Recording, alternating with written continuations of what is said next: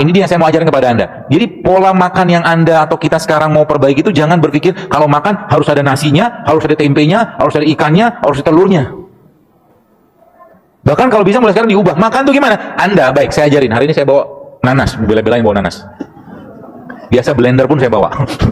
Lalu nanas ini, teman-teman sekalian, nanas ini saya kasih madu. Gak usah banyak-banyak.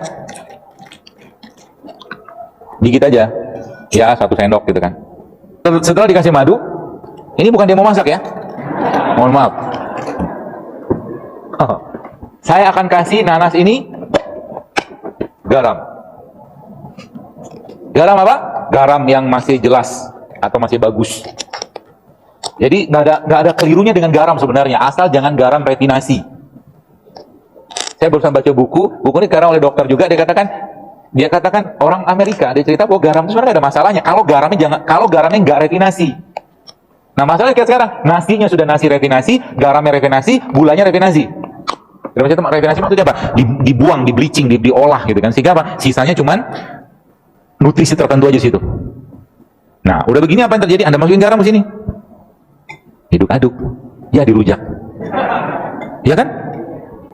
Ceritanya begitulah. Tapi Anda makan begini, nggak usah banyak-banyak juga. Apa yang terjadi? Maka kulkas Anda lagi dibersihin. Paham ya? Kulkasnya lagi ini udah makan belum? Udah makan. Apalagi kalau Anda makan buahnya, buah yang ada bijinya. Wah, mantap tuh. Contohnya apa? Manggis. Manggis tuh makan sama bijinya. Ini udah enzim. Ya. Dan jadi kunyit itu ketika Anda campurkan dengan merica, itu efek double-nya luar biasa. Kunyit akan teroptimasi kerjanya. Maka tadi malam ini saya bawa nih kunyit. Saya cemplungin kunyit, cuma 2 ruas kunyit dan tidak masalah. Ya, tidak ada masalah. Kunyit bisa bikin mandul. Iya, kalau minumnya seember. Ya kalau kunyit cuma 2 ruas kayak beginian gitu kan, ada mbak-mbak, ibu-ibu lah, saya nggak tahu tuh. Dok, ini saya bawa jurnal nih, dia bilang. Jurnal ini mengatakan minum kunyit katanya bikin mandul. Iya kalau banyak. Kan tadi ayat dibacakan di depan tadi kan, wakulu washrobu wala tusrifu. Jangan berlebihan. Ya, jangan berlebihan. Semua kalau berlebihan jadi masalah. Ya. Semua yang Allah ciptakan tidak ada masalah sebenarnya. Contoh apa? Pete itu bagus nggak? Bagus, makan aja. Jangan banyak-banyak. 3 butir, 2 butir, kalau suka. Ya, semangka misalkan. Semangka tuh saya pernah sharekan. Jadi semangka itu sebenarnya kalau boleh saya saran Anda makan semangka tuh sama kulit-kulit hijaunya. Oh iya, ada penelitiannya, ada. Saya ada ngobrol sama seorang teman, dia peneliti, ada penelitian. Dalam semangka, kulit semangka hijau itu ada gelatinnya, ada kolagennya, banyak banget. Kalau nggak bisa makan begituan gimana? Udah potong aja semangka, cemplungin ke sini kan jadi. Itu sudah Nabi ajarkan. Nabi pakai kurma zaman dulu. Kalau kita di Indonesia nggak ada kurma, nggak banyak kurma, maka Anda bisa nyemplungin ketumbar, nyemplungin kayu manis, nyemplungin jahe, nyemplungin kunyit, segala macam bisa nyemplung, dan rasanya akan very very light. Very light itu maksudnya ringan banget. Jadi kalau Anda makan misalkan rimpang, ya rimpang tuh kayak kunyit atau jahe Anda rebus sama Anda rendam, lebih enakan ini kalau saya. Ya. Dan ini teman-teman sekalian, kalau boleh saya katakan, kalau kita jadi apapun yang Anda makan itu akan mempengaruhi gen. Jadi kalau boleh saya katakan, sekarang kalau belum nikah, kalau masih nyampah, artinya Anda sedang mempersiapkan mewariskan gen-gen kerupuk, saya bilang. Mereka nyebutnya damage protein on DNA. Ngerti apa Rason? Kerusakan, itulah pokoknya. Kerusakan protein, ya akhirnya DNA-nya bermasalah. Karena bahan baku DNA itu asam amino. Jelas ya? Asam amino letaknya di mana? Jadi begini-beginian ini asam amino semua. Dan tidak ada asam amino itu di gorengan, cilok, cireng gitu, nasi, nggak ada asam amino itu. Ada di mana? Ini asam amino nih, enzim. Di sini ada. Jelas ya? Jadi nanti bulan Ramadan itu kendalikan hawa nafsu Anda. Sebab apa? Sebab begini katanya, kata orang-orang ilmuwan itu. Hunger is the first element of self-discipline. Jadi lapar itu adalah disiplin pertama kita. Kalau you can control hunger, you can control everything else. Jadi nanti ketika ada makan depan Anda berjalan, Anda tidak tergoda, wah keren tuh.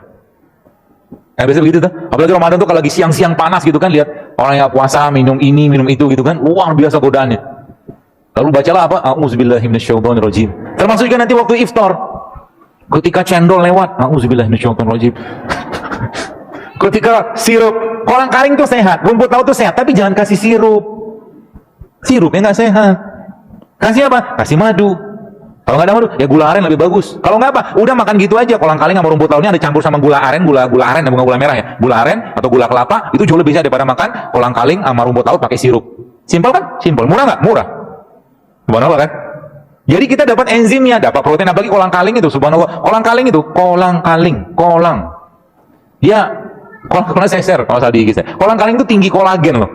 Kolagen itu fungsinya apa? Elektron supplier. Rumput laut juga luar biasa, bagus. Ya. Dan itu semua ya sebenarnya ada di sekitar kita teman sekalian. Tinggal kita kita optimalkan saja sebenarnya ya. Seperti itu. Nah, jadi itulah yang saya katakan obat. Bukan kita bicara tentang tubuh kita ini sebenarnya ketika Ramadan Anda ngerjakan ini, sebenarnya efeknya apa? Sehat itu cuma efek samping dari sebuah ketaatan. Keren kan? Sehat itu hanya sebuah efek samping dari sebuah ketaatan. Muslim atau mukmin harus sehat kalau dia melaksanakan ketaatan. 5 menit lagi kata panitia. Alhamdulillah. Minum dulu lah, pembicara minum dulu. Jadi nanti Anda bisa campur kayak apa tuh ya, kunyit, kencur, Anda campur dengan black pepper, lada hitam, cemplungin aja kayak gini. Ya, dan nggak usah direfill. Kalau sudah selesai masa usianya, buang aja. Nggak bagus kalau direfill. Termasuk juga kurma. Tiap hari minum begini aja. Apa yang terjadi? Tubuh Anda akan kebanjiran vitamin, mineral, semua kebanjiran di sini. Gitu. Kayak calon wapres yang sekarang dulu. Dia kan bawa air lemon tuh. Itu nggak usah dibahas. Ya. Baik, itu ya teman-teman sekalian ya. Jadi itu caranya. Jadi itu salah satu yang kita bisa aktifkan. Dan terakhir, nah ini dia nih. Nanti kalau Anda makan kurma, kan judulnya ada kurma nggak sini? Oh ada, oh komplit, ada kurma. Kalau Anda makan kurma, Nabi SAW biasa makan kurma dengan semangka. Kenapa? Sains ternyata menjelaskan bahwa ternyata Fa atau besi yang ada pada kurma ini itu terikat dengan sangat sempurna dan bisa meningkatkan fungsi Fa itu ketika dia ketemu sama vitamin C. Maka makanlah kurma dengan semangka atau jeruk. Kan tinggi itu vitamin C-nya. Atau apa lagi? Biar Anda kuat tulang-tulangnya, habis Anda makan kurma, Anda ngapain? Anda minum persan jeruk nipis sama madu. Wah, you are strong man lah. Minum itu. Vitamin C dapat, enzim dapat, semua dapat. Dan perkasa luar biasa. Kenapa? Ada besi di sini. Kuat kita nanti. Dan jangan berlebihan. Termasuk ibu-ibu yang mau hamil atau sedang hamil, makan kurma boleh nggak? Boleh. Tiap hari. Tapi hanya 7 butir itu cukup. Nggak usah lebih. Kita masih butuh energi nggak? Masih butuh. Kita butuh protein. Protein kita dapat dari mana? Dari beliau ini. Ini minyak.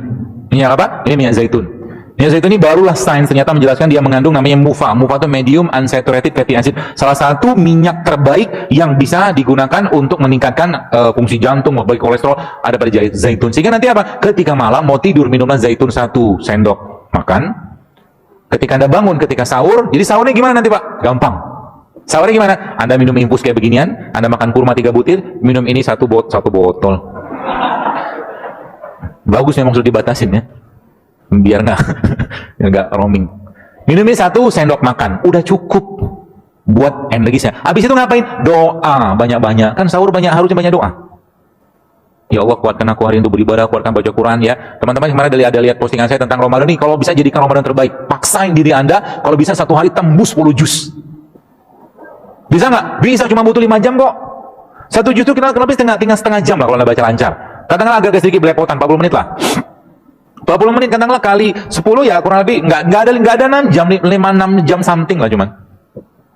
Push yourself, sebab apa? Ibadah itu kalau nggak dipaksain sampai bila-bila masa, kata orang Malaysia bilang, nggak bakal bisa. Sampai mati pun kalau kita nggak maksain tahajud nggak bakal bisa. Serius.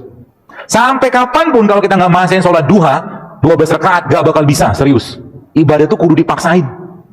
Apalagi Ramadan, pahalanya luar biasa besar. Yang biasa sedekah sekarang 10.000 goceng gitu kan Ramadan. Paksain sodako yang besar gitu kan. Apalagi kalau kita bicara Quran, minta sama Allah. Jadi ketika Anda baca Quran nanti, minta sama Allah, ya Allah, jika ada penyakit dalam badanku, dalam kolbuku, maka jadikan Al-Quran ini sebagai penyembuhnya. Itu janji Allah begitu. Maka apa yang terjadi? Subhanallah, Al-Quran akan merontokkan radikal bebas kalau bahasa saya. Radikal bebas di mana? Radikal bebas di dalam kolbu kita. Radikal bebas yang ada dalam aliran darah kita. Radikal bebas yang ada pada organ-organ kita. Subhanallah kan. Maka Allah katakan apa dalam Quran? Wa nunazzilu minal Quran ma huwa syifa wa rahmatul lil mu'minin. Dan kami turunkan Al-Quran itu sebagai syifa, sebagai penyembuh.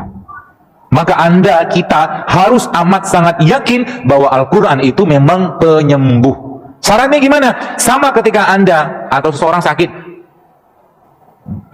2 menit lagi ya? Habis. 1 menit deh. Ketika Anda sakit, berobat ke dokter atau mungkin berobat ke herbalis, lalu Anda dikasih obat, katakanlah, minum Pak ya 3 kali 5 kapsul atau 3 kali 500 miligram. Nggak sembuh, naikin dosis sama dia. Kan gitu. Maka sama juga dengan Al-Quran. Al-Quran ketika belum memberikan efek, naikkan dosisnya. Berhasil kan? Naikkan dosis baca Al-Quran sampai apa? Sampai kharu sujada wa bukiya. Kita tersungkur, bersujud, menangis, minta ampun sama Allah, maka saat itulah Allah akan mencurahkan rahmat dan ampunannya, penyakit-penyakitnya dibuang oleh Allah Subhanahu wa taala. Itu dahsyatnya bulan Ramadan. Ya, maka jangan sibuk dengan makanan bulan Ramadan. Itu kata kuncinya. Sibuk dengan ibadah aja. Banyakin zikir, mungkin yang kerja, saya katakan kalau memang sudah selesai kerjaannya, ya udah baca Quran, pegang Quran. Ya, dan kita harus komitmen untuk di Ramadan itu khususnya kita menjadi sahibul Quran, kita menjadi temannya atau sahabatnya Quran. Gitu ya, menurut sekalian mudah-mudahan bermanfaat. Dan kajian-kajian saya khususnya ya, saya katakan ini bukan kajian untuk sekedar dicatat, tapi dipraktekkan. Kalau cuma catat doang, besok masih nyampah lagi sama juga bohong. Gak usah datang kajiannya. Anda harus berubah. Sebab apa? Apa yang kita masukkan dalam diri kita saat ini, itu akan menjadi gen yang akan kita wariskan ke generasi depan. Ya, dan kita lihat Indonesia saat ini luar biasa besar ya. Apa boleh saya katakan? Ya boleh saya katakan peracunan tanda kutip makanan kita saat ini mengerikan luar biasa. Sehingga apa? Tandanya apa? Autoimun zaman dulu nggak banyak, sekarang berjibun, berlimpah autoimun. Penyakit-penyakit yang nggak ada 50 tahun sekarang muncul luar biasa. Gara-gara apa? Gara-gara orang Indonesia udah nggak kenal lagi dengan kunyit, dengan jahe, dengan ketumbar. Kenalnya dengan apa? Dengan fast food segala macam gitu-gitulah. Yuk berubah. Wallahualam. Assalamualaikum warahmatullahi wabarakatuh.